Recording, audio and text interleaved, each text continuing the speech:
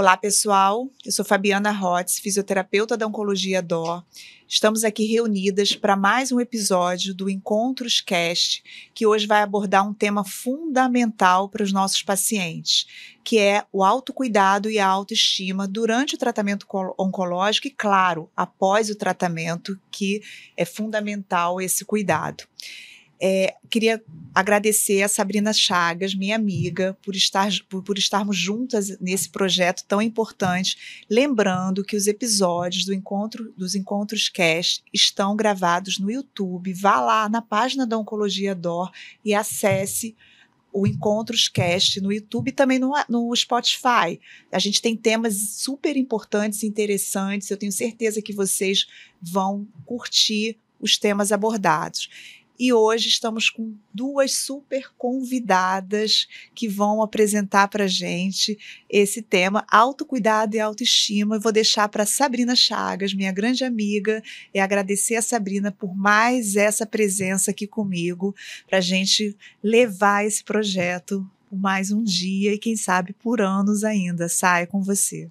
Maravilhosa, Fabi. É legal a gente pensar, né, que a gente está inspirando tanta gente, né? A gente recebe tanto retorno legal sobre os episódios, né, trazendo letramento, né, os pacientes entenderem o diagnóstico e o tratamento. A gente sabe que isso faz diferença na aderência, na condução do tratamento, né? E eu sou muito grata por ser você, minha dupla nessa caminhada. E sem mais delongas, eu vou chamar duas pessoas também muito especiais, duas pessoas que eu já acompanho a trajetória. A Tereza Madalena há um pouco mais de tempo. A Tereza, gente, ela é paciente e ela é consultora de estilo. Ela vive me dando um monte de dica e desde que a Tereza estava fazendo tratamento, eu já achava o máximo o jeito dela se vestir, a maquiagem, as tatuagens. Então, tudo isso, gente, tem relação, né, em como a pessoa tem como se ver no espelho, né? Eu falo muito que a questão da imagem, da autoimagem, tem a ver com uma imagem que a gente viu durante a vida toda, né? É quem a gente se identifica, né? Aquela pessoa que está ali no espelho. E quando o tratamento começa, muitas vezes a gente perde essa identificação, né? E a gente aprender a lidar com isso é muito importante. E que bom que hoje a gente tem várias referências e tem consultoras de estilo. A Tereza, para mim, é um super exemplo. E temos também a Marcela Lima. A Marcela, ela é médica, ela é clínica médica, também paciente. E eu comecei a te acompanhar no Instagram. E, gente, primeiro que você é uma fofa, né? E segundo que ela dá um monte de dicas. Gente, sigam a Marcela. E ela fala muito, né, sobre como é que a gente consegue todo dia se sentir melhor, né? Quando a gente se olha no espelho, para a gente sair, porque a gente tem o olhar da gente para a gente, mas a gente se preocupa também com o que as pessoas pensam, né? A gente vive em sociedade, então nem sempre as pessoas fazem comentários positivos, né? Eu falo que bom senso é de graça, né? As pessoas não têm bom senso. Então, tudo isso a gente vai conversar um pouco. Eu vou pedir para essas maravilhosas se apresentarem aqui rapidamente com esse olhar. Vai você primeiro. Oi, gente. Primeiro, obrigada pelo convite. Estou muito feliz de estar aqui, claro. Fabi, minha fisioterapeuta, me acompanhou aí durante todo o tratamento. Eu brinco que ela sabe dos detalhes sórdidos. E ela é minha Barbie, gente. É uma Barbie, ela é linda. E a Sabrina também eu te conheci num evento da Oncologia DOR, também comecei a te acompanhar ali, então muito obrigada. Eu sou Marcela, eu tenho 32 anos, meu diagnóstico foi um câncer de mama triplo negativo aos 31 anos de idade. No momento que eu estava assim, radiante, eu tinha acabado de me casar, estava profissionalmente muito realizada e veio esse balde de água fria, né? E como é que isso não vai mexer com a autoestima da gente? Não é só a imagem, né? É todo o processo que vem por trás. E aí o tratamento acabou. Ontem eu fiz 1 ano de remissão. Ai, parabéns. Muito obrigada. E acabou, mas não acaba quando termina, né? Exato. E aí sigo nessa luta aí de lidar com a autoestima, de procurar me sentir melhor. Afinal de contas, nós somos completamente diferentes do que a gente era antes do início do tratamento, né? Prazer primeiro agradecer por estar aqui, para Sabrina, Fabi.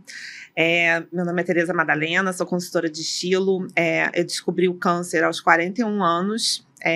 Minha mãe teve câncer de mama, então eu desde os 30 eu já estava fazendo acompanhamento e já tinha um nódulo, foi descoberto um nódulo em 2008.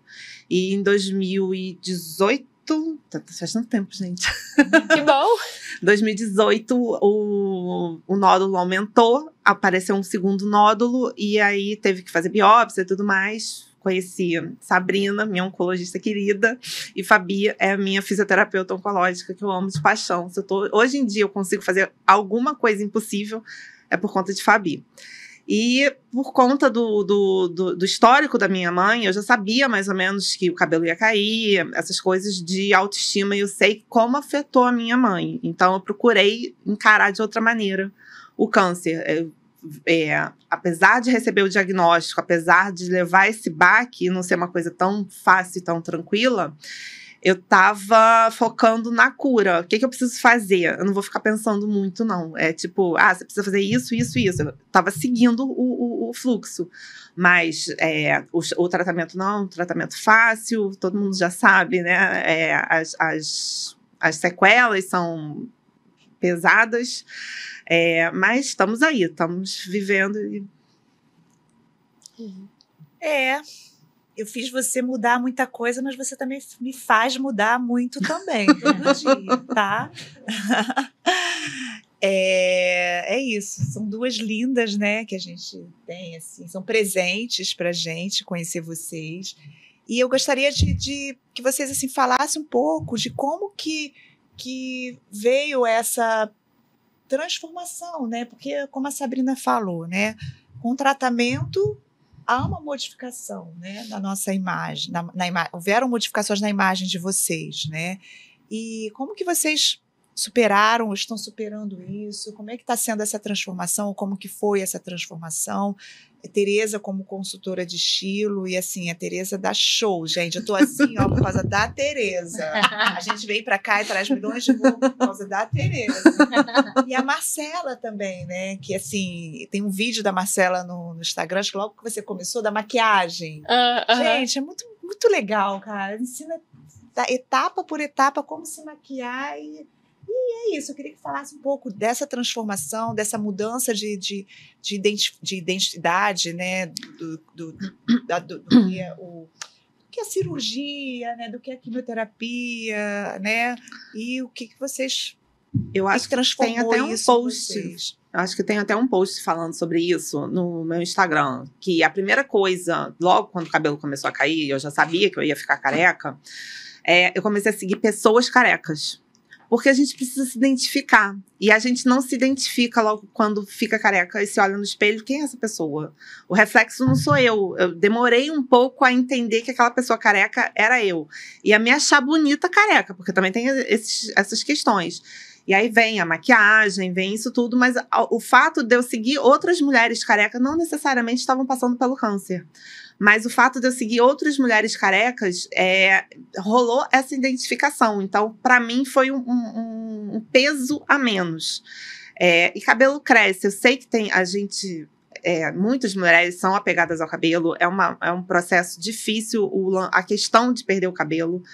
Mas tem alternativas. Existem laces, existem lenços... Maquiagem, a gente pode rolar uma maquiagem, fazer a sobrancelha, tem várias maneiras da gente conseguir ficar minimamente bem ao se olhar no espelho e se identificar, porque a autoestima é aquela coisa que eu costumo falar, que é uma plantinha. Você tem que regar todo dia, não é todo dia que você vai se achar linda, maravilhosa, mas precisa regar, precisa estar ali, vamos lá, força, mulher, você vai conseguir, vamos. O que precisa o mínimo para me reconhecer?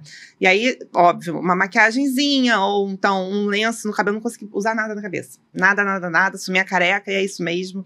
Tudo me incomodava, eu acho que eu tive uma sensibilidade no couro cabeludo e tava tudo me incomodando. Mas foi tranquilo. Foi um processo que demorou um pouco, mas a cair a ficha, mas depois que caiu, segui de boa. Como é que foi pra você, Marcela? Então, achei muito interessante você começar falando sobre a necessidade da identificação com outras pessoas, né? Isso foi me levando ao início do processo, e em 2 minutos que você falou, eu refleti um monte de coisa aqui, né? A primeira coisa, assim, que eu fiz, ainda não tinha ideia de que isso tudo ia acontecer, era uma coisa, assim, muito vaga, sabe? Ai, quimioterapia cai cabelo. Mas eu não tinha realizado isso, porque eu acho que eu também estava focada em preciso melhorar. E aí, eu comecei a procurar por câncer de mama na internet, encontrei poucas meninas falando sobre isso no Instagram, poucas, mas daí eu encontrei uma que criou um grupo, e aí quando ela falou que estava num grupo de WhatsApp, eu lembro que quando eu entrei tinham 17 meninas, eu mandei mensagem pra ela, falei, cara, me bota nesse grupo aí. E a primeira mensagem que eu vi, eu peço assim, licença pra contar, e também pra quem esteja passando por isso agora, porque assim, é chocante, mas ali entre a gente podia falar o que a gente quisesse. Uma menina tinha acabado de operar, e aí ela falou assim, foi a primeira mensagem que eu li. Gente, kkkk, eu tô igual o seu boneco, inchado e careca. Cara, quando eu vi aquilo, e nessa época o cabelo já tava caindo, mas ainda não era um drama. Quando eu vi aquilo, eu comecei a rir. Aí eu falei, tá, tem gente rindo disso. E aí rolou a identificação, né? E quando eu fiquei inchada e careca, eu falei, olha que seu boneco hoje sou eu, hein? E assim, é lógico que é péssimo. Questão de ser apegada a cabelo, gente, eu descobri que meu pai era apegado ao meu cabelo. Porque eu cuidava tanto do cabelo que eu falava, você é um filho. E aí, quando o cabelo começou a cair, meu pai guardava meus fios numa sacola. Assim, de apego. Não, minha filha, não, calma aí. Assim, pra vocês terem ideia, como aquilo ali era chocante, né? Não só pra mim.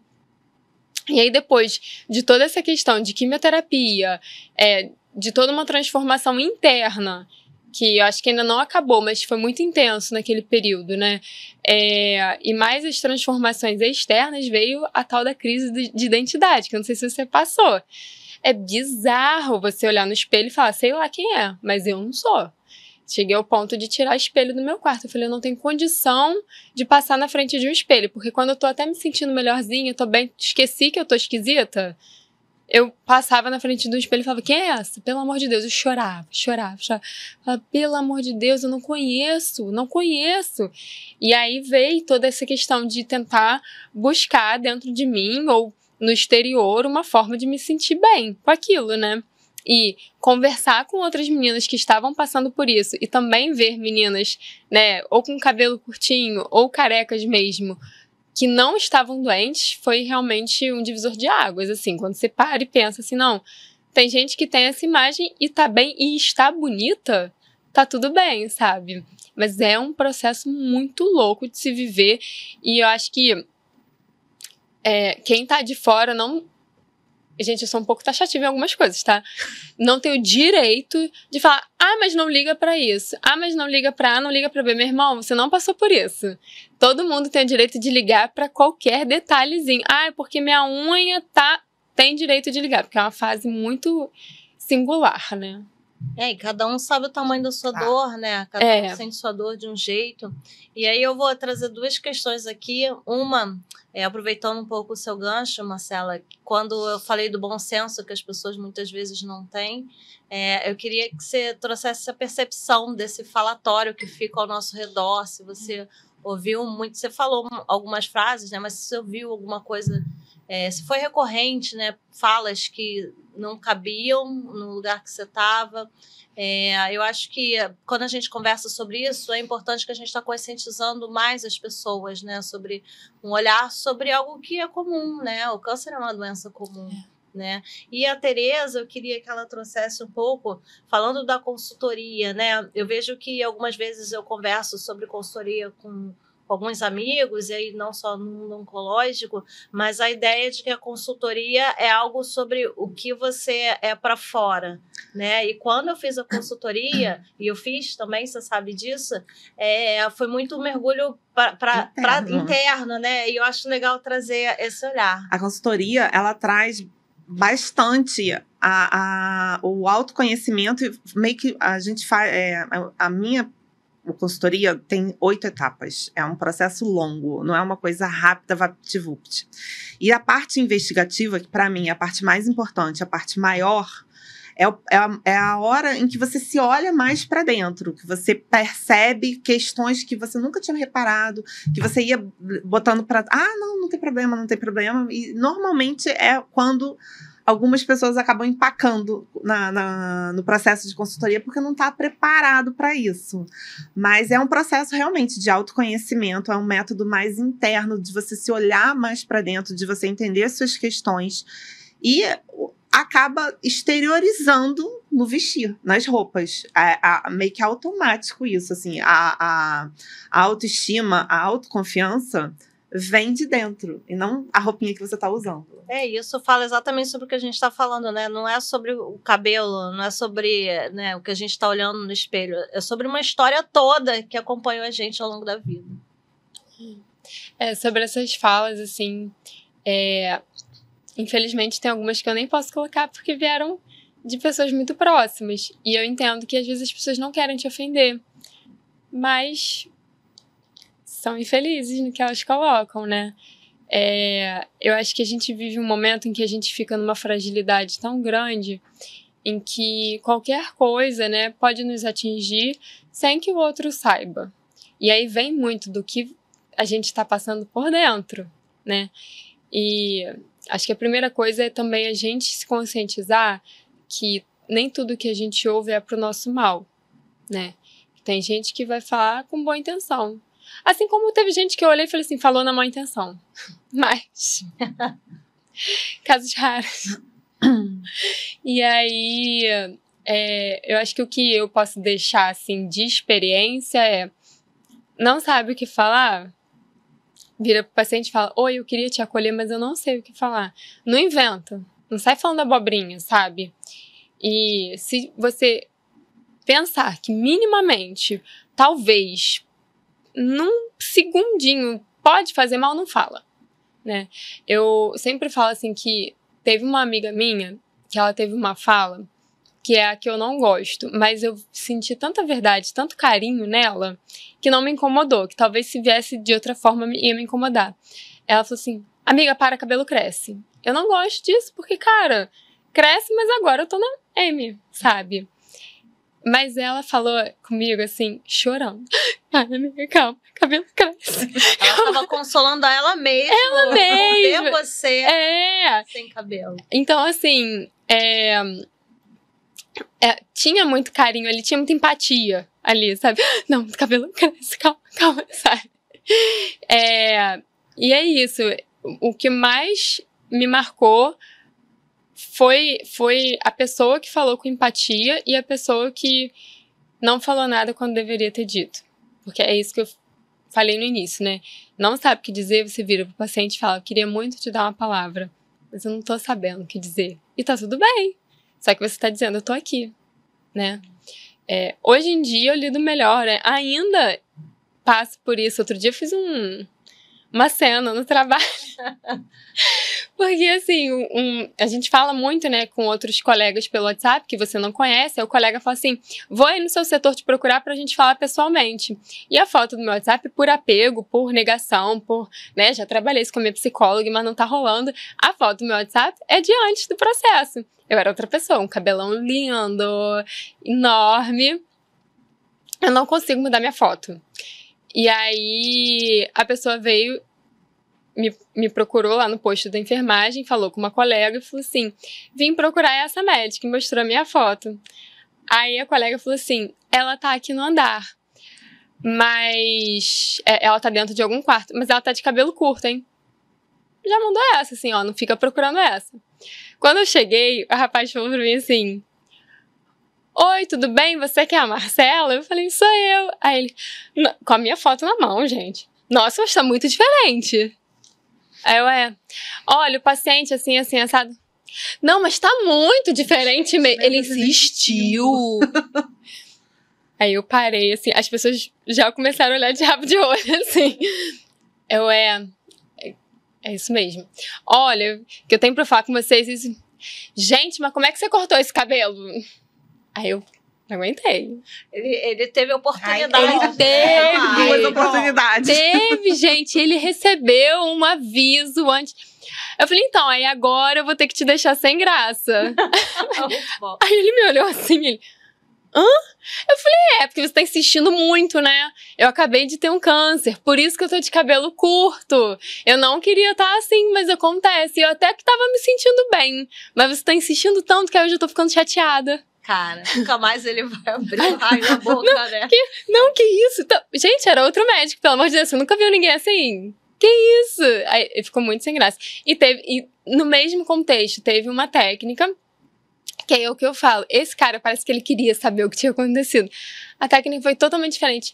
Doutora, cortou aquele cabelão. Eu cortei ela. Mas que coragem! Aquele cabelão todo cortou curtinho. Pois é, tá linda. Entendeu? Acabou. É outra abordagem. É outra abordagem. Então, assim, tem a galera sem noção. Que tem outra abordagem. Que tem outra abordagem. Assim, vocês, falando da questão da autoimagem, né? Que vocês estão falando da queda do cabelo e tudo.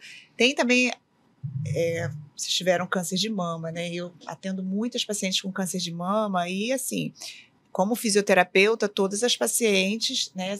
Você sabe disso, ficam despidas, né? Na minha sala tem espelho, né? E elas às vezes eu tenho que ter até um cuidado, porque elas já não querem me olhar. Eu já vou, cubro, né? E não só não querendo olhar, eu não estou falando de cirurgia radical, estou falando de cirurgia com reconstrução e cirurgia que só faz o segmento para ver como que isso mexe, né? Que às vezes não tem nem diferença. E pior é se tocar, porque eu peço para tocar, né? Eu ensino alguma. E é muito difícil para as mulheres se tocarem e se olharem, né, para ver como que isso mexe muito, né? Então, e claro, a gente vai fazendo um trabalho, aos pouquinhos elas vão conseguindo e as coisas vão melhorando em relação à sensibilidade, em relação até à própria autoimagem, questões de dor. Então, como é importante ter o toque, como é que isso é para vocês, foi para vocês também, né? Eu acho que isso tem relação com autocuidado, né? Eu falo, gente, vamos hidratar, tem que hidratar, faz parte de vocês. Eu acho que ouvir um pouco isso de vocês também, até para que outras mulheres possam... Meu caso foi um pouco diferente, porque eu me senti como um pedaço de carne. Mas eu tô insistindo. Tá, eu sei. Eu me senti como um pedaço de carne na mastologista. Ela circulou aonde estava o nódulo e falou a cirurgia que ela ia fazer. Isso no primeiro dia da consulta com a mastologista. E ali eu já me senti um certo incômodo. E aí eu comecei a tratar com a psicóloga. Porque, gente, passar por esse tratamento sem um apoio é impossível. Impossível. E pra mim, eu sempre... engraçado, tem mulheres que lidam a feminilidade com o cabelo. Pra mim, era o seio. Pra mim, aquela mulher voluptuosa e tal. Pode ter cabelo curtinho, não tem problema. Mas pra mim, tava ali no corpo. Aqueles seios vantajosos, o corpo curvilíneo e tal. Então, pra mim, o referencial de uma mulher era a Vênus de Milo. E a partir do momento que eu vou perder uma parte do meu seio, isso foi no primeiro dia, eu não sabia mais de como isso ia rolar. Eu falei assim, cara, eu não vou me ver mais como mulher. Eu não vou me olhar no espelho e não vou me identificar como mulher. Teve muita análise, gente. Muita análise para conseguir me olhar no espelho. Acabou que eu tive que fazer uma escolha minha. A mastectomia bilateral. E muita análise.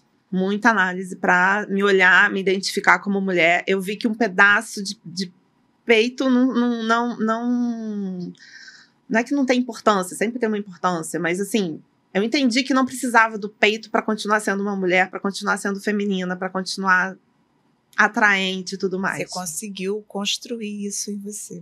Posso te fazer uma pergunta? Pode. Sobre as questões sem noção também. Também quem falou não falou por mal, eu sei.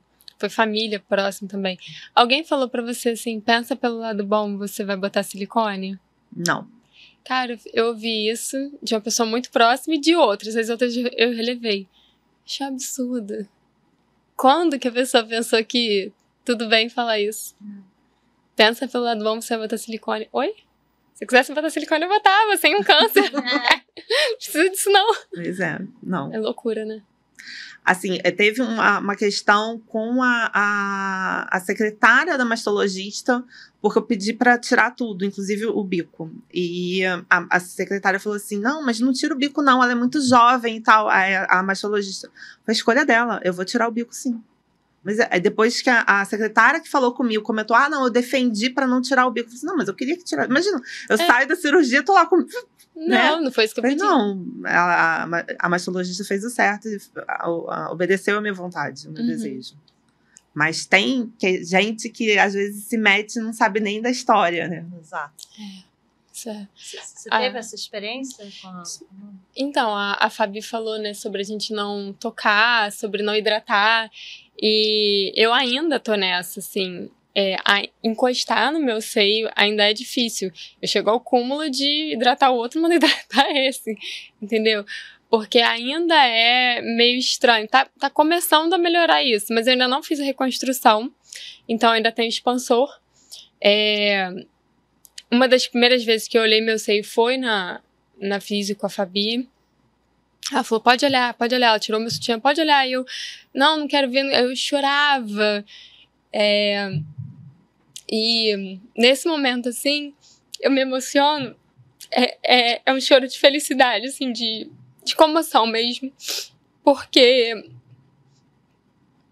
Não é só de felicidade. Eu vejo várias oncofriends falando sobre como isso afeta a sexualidade. E nem sempre é só por parte delas. Às vezes é pelo parceiro, que não olha, que não encosta, que não quer ver, que não... Sabe? Às vezes é porque a pessoa não tem um relacionamento fixo e aí tem medo de como vai ser isso com um novo relacionamento. E meu marido nunca me fez sentir assim, sabe? Aí vem a emoção. Ele, inclusive, ele sempre teve muito nervoso de tudo médico, assim, curativo, sangue, ele tinha nervoso. E quando eu adoeci, ele fez os meus curativos. E em nenhum momento isso afetou a questão sexual. Então, né, só tenho gratidão. Eu digo que eu casei com um menino e depois do câncer eu tenho um homem do meu lado. E é claro que você não precisa da validação de ninguém para isso, mas é um apoio, né? E sim, ainda é difícil encostar, ainda é difícil hidratar, ainda é difícil mexer. Quando o médico mesmo vai examinar ainda, eu já fico, que saco, vai encostar lá. Não quero que encoste. Ainda é chato, mas eu acho que aos poucos isso vai melhorando. A minha psicóloga fez uma analogia que eu achei muito interessante. Ela diz assim, enquanto o problema é a única coisa que tem na sua vida, ele é muito grande. Quando você começa a viver mais coisas ao redor dele, ele vai ficando cada vez menor, porque as coisas ao redor vão ficando cada vez maiores. Não que o problema tenha reduzido, mas que tudo que você está colocando em volta está maior. Então, eu acho que essa questão da relação com o seio pós-cirúrgico, ou às vezes até quem ainda não fez a cirurgia, que ainda tá com câncer ali, que tem nervoso de encostar ali, porque tem um nódulo super palpável, tem muito a ver com isso, assim, conforme você vai vivendo, aquilo ali vai ganhando outro tamanho, outra dimensão na sua vida, e uma hora vai acostumar, eu acredito, porque tô começando a acostumar. Você trouxe um tópico super importante, né, que é a questão sexual, que é um tópico que a gente cada vez tem conseguido trazer e discutir, e trazer formas de melhorar, né? Porque é um tema que é multicausal, né? Não é só o ressecamento, tem várias coisas envolvidas, o relacionamento, a parte psicológica. Então, esse é um tema que você trouxe. Outro tema que você trouxe é a questão do abandono no tratamento oncológico. A gente sabe que a gente tem um número que não é pequeno de mulheres abandonadas durante o tratamento. Isso tem, acho eu, né, uma relação com a questão cultural, que nós mulheres, né, ao longo da vida, a gente intuitivamente a gente aprende a cuidar, né? A gente desde criança está lá com a boneca, cuidando da boneca. E os homens não aprendem isso, né? E eles não são preparados, talvez não se esforcem tanto para isso. Alguns a gente consegue ter esse olhar, mas isso é uma questão muito cultural, né? Dos homens não terem esse olhar e fugirem e não saber o que fazer. E isso traz diretamente esse abandono. Então, esse é um tópico importante. E aí, uma dúvida, Tereza, você falou muita análise, né? Isso é uma coisa que realmente eu não me recordo agora. Quando você começou a estudar a questão da consultoria de estilo, foi durante o tratamento para buscar essas questões, já que você estava em análise, né? E aí mergulha para fora e mergulha para dentro e olha no espelho, né? Porque essa questão da autoimagem é exatamente isso. A gente mergulha para dentro e o que a gente encontra fora até a gente ajustar os dois, né? Não, eu me formei em consultoria em 2019. Depois do tratamento, depois de tudo, então, minha formação foi em direito, só que eu caí perdida no direito, gente. Escolhi uma profissão aos 18 anos de idade, não dá certo, não. E aí, depois que a minha mãe morreu, eu fui pra moda, que sempre tive aquela perninha ali na moda, mas não aceitava. Não, tá errado, eu fiz direito, tem que fazer direito, tem que estudar. Não, aí quando eu abracei a moda, eu abracei para ficar. E aí eu tinha uma marca de acessórios e tudo mais, e por conta da doença, eu falei assim, não tem como continuar fazendo feiras, fazendo todo o ritmo que eu tinha. Eu falei assim, vai ter que diminuir tudo e tudo mais. Eu falei assim, vou pensar em outra coisa, mas dentro da moda. Aí eu pensei na consultoria, tava começando ainda 2019, não tinha esse boom de consultoras como tem hoje em dia. E aí eu fiz a minha formação logo após na verdade, eu fiz a formação ainda fazendo a radioterapia. E aí, quando terminei, eu falei assim, tô apta, que maravilha e tal. Mas, assim, depois, isso foi bem emblemático, eu fiz um curso que se chama Método Interno. Que a gente não é psicóloga. A gente não digamos, todo mundo tem as suas questões com o armário, todo mundo tem as suas questões com o corpo, todo mundo tem as suas questões com o vestir. Só que, às vezes, a pessoa joga coisas pra gente como se a gente fosse conseguir solucionar esse problema. E a gente só cuida da roupa, a gente não cuida da parte interna. Mas a gente precisa estar com a escuta ativa. É diferente do ouvir só, a gente precisa escutar mesmo. E tem diferença entre ouvir e escutar. Então, o método interno, por isso que você perguntou no lance que a gente olha pra dentro de si e tal, mexe muito com isso, entendeu? Então, eu esqueci a pergunta, desculpa. Não, você veio para a consultoria. Foi pós. Mas a moda já era uma vertente, já lidava muito com esse lance de procurar ver as tendências que estavam acontecendo, até por conta da marca de acessórios. Então, eu já estava olhando as coisas. Pinterest sempre foi uma coisa maravilhosa, mas sites também. E aí eu comecei a olhar muitas mulheres carecas no Pinterest, antes de Instagram. E, tem uma diferença. Na minha época, eu não procurei outras pacientes oncológicas. Eu tive a doença um pouco sozinha. Mas foi a escolha minha também. Mas cada um tem a sua escolha e tem que respeitar também. Cada um tem... É o seu momento, né? Tem que respeitar esses momentos. Mas o lance da questão interna é importante, né? Mas, assim, é importante também falar que a consultora não é psicóloga. Ela não vai conseguir resolver teus problemas. E vive a equipe multi, né? Gente, adorei. Como é que é mergulho interno? Eu tô profunda hoje, né? Mergulha internamente e a imagem, né? Maravilhoso.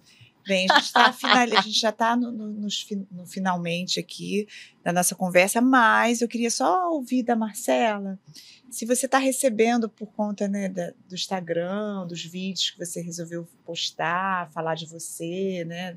Às vezes você coloca coisas do seu dia a dia. Como é que está sendo esse retorno, né? E por que você começou a fazer um pouquinho para gente, para fechar esse nosso bate-papo? Tá. Muitos anos atrás, eu acho que era 2015, 2016, o Instagram não era algo profissional, era só meramente expositivo, aquilo ali, né? E aí eu participei de uma brincadeira com o meu marido, na época era meu namorado, e a gente ganhou muito seguidor, né? Postando... Do gatinho. Do gatinho? Do gatinho, não tem uma gatinha, um gatinho? Tem, não, essa é a Maria, mas ela aparece às vezes, mas não era com ela, não. E aí, mostrando o nosso dia a dia, a gente ganhou muito seguidor. Na época, hoje em dia nem é tanto esse número, mas na época a gente tinha 24 mil seguidores, assim. E aí as marcas contratavam a gente pra fazer as coisas, tá? A gente ficava assim, cara, que legal. Então, e a gente se divertia muito com aquilo. E quando eu tive o diagnóstico, aí, bom, acabou que me formei médica, veio a pandemia, aí começa um monte de solicitação pelo direct, que eu falei, não vou perder meu CRM no Instagram, não. Aí parei de postar. E aí, quando veio o diagnóstico, eu falei assim, não, eu quero fazer mais coisas que me deixam felizes, mais coisas que me preenchem. E o Instagram era uma coisa que divertia muito a gente. E aí eu voltei pra lá, mas voltei assim. Oi, voltei, lembra de mim? Tive câncer e agora eu vou falar sobre isso. E a galera adorou, assim, começou a interagir muito. O público mudou completamente.